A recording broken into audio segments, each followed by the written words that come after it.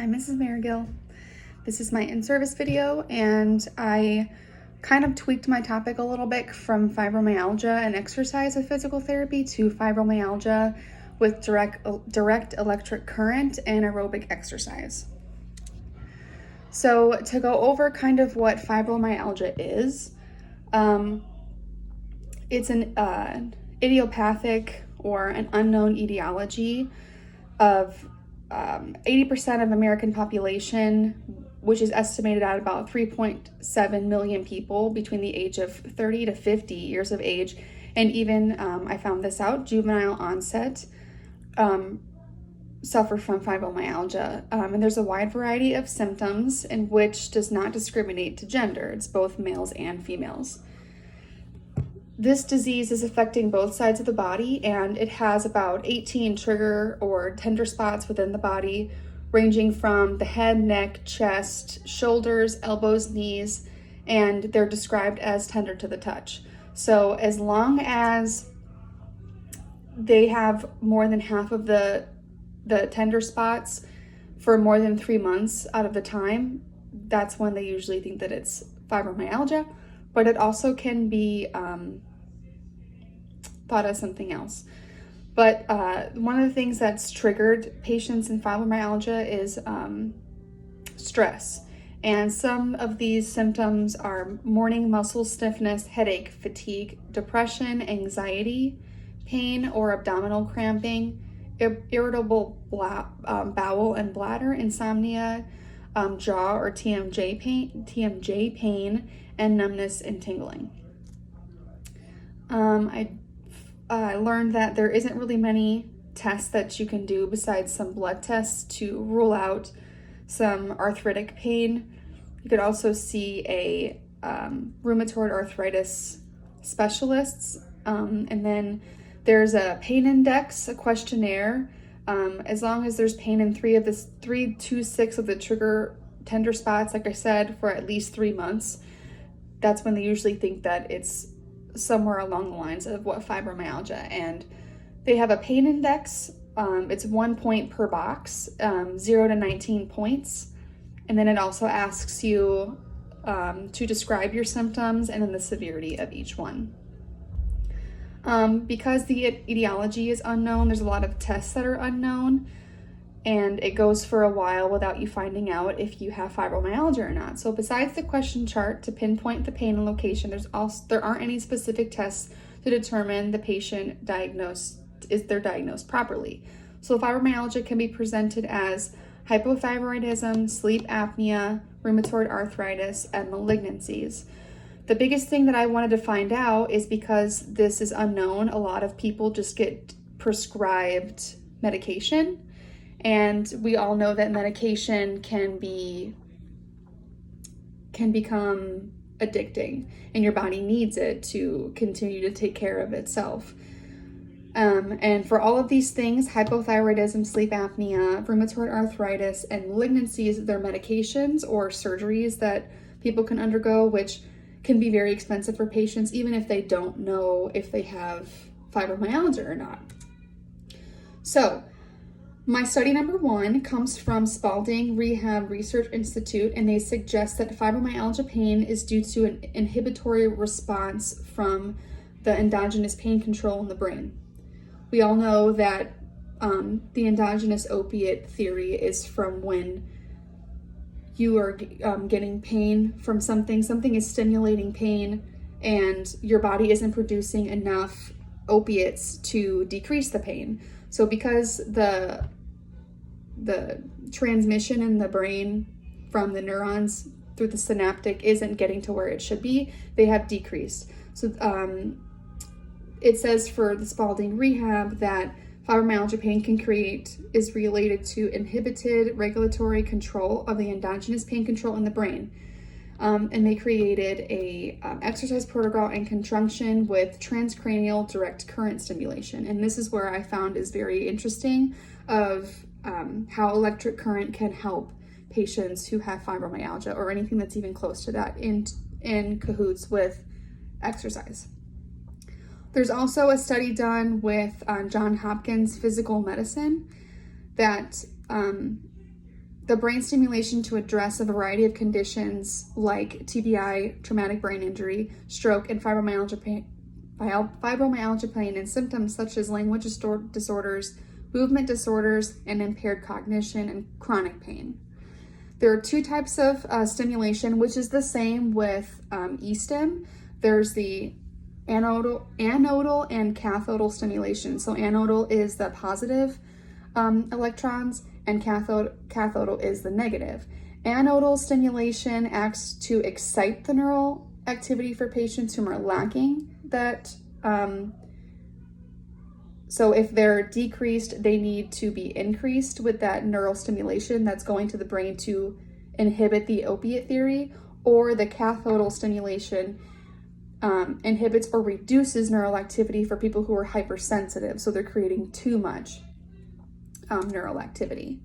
So what is tDCS, or transcranial direct current stimulation? Just like electrical stim, it uses fixed direct current with the use of one positive charge, like I said, the anodal, and then a negative charge, which is the cathodal. The current is strong enough to create a sensation, so it's placed at the frontal part of the brain in the front, and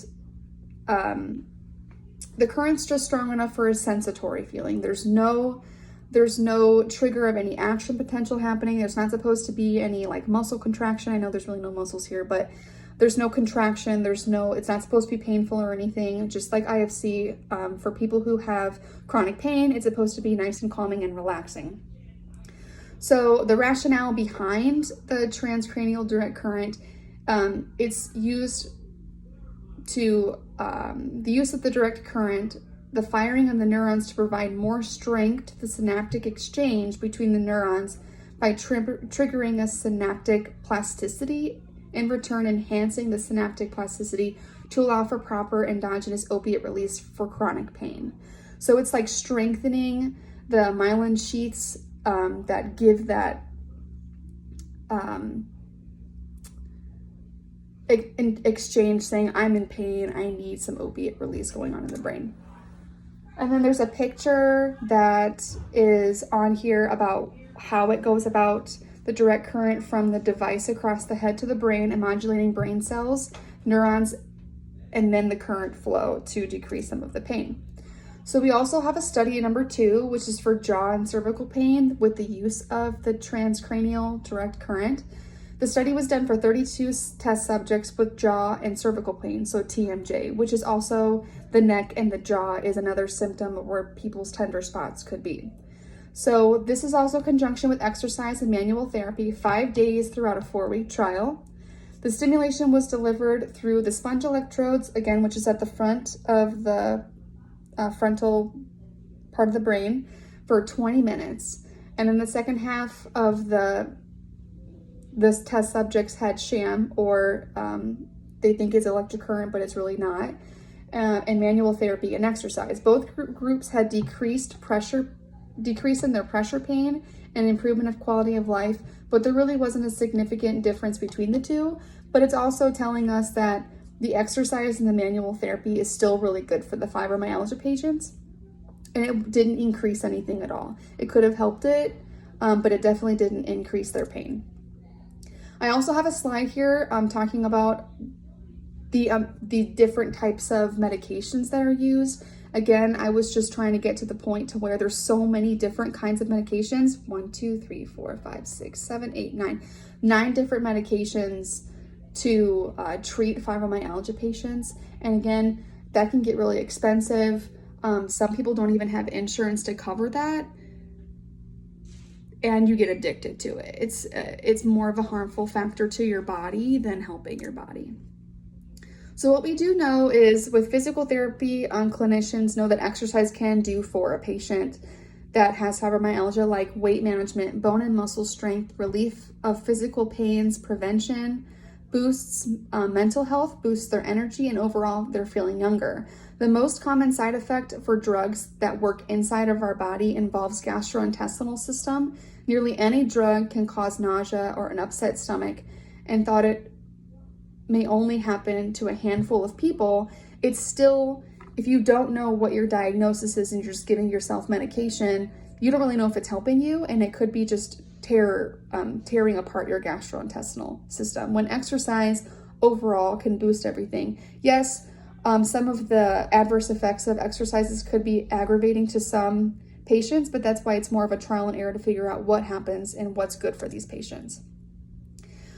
Also, one big thing with the transcranial and then the exercise on top of that is most patients feel held back by their pain and they don't want to go anywhere or do anything.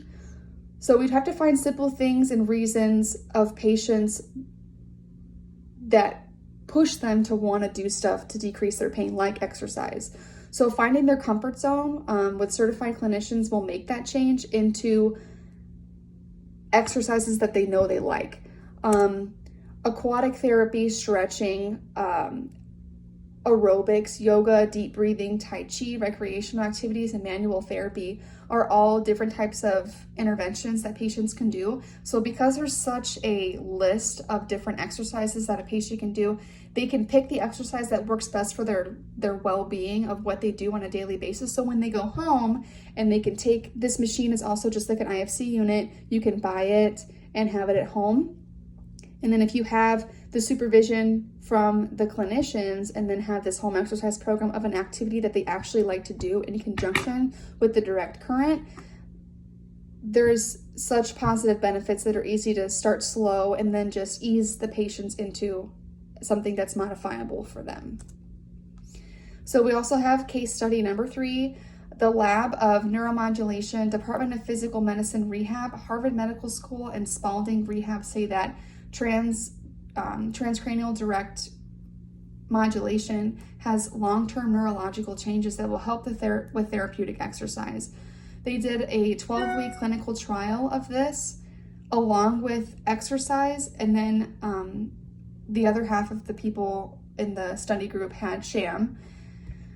They performed 20 minutes of the transcranial direct current, which is anodal stimulation over the primary motor cortex, and then the sham was put in the same area.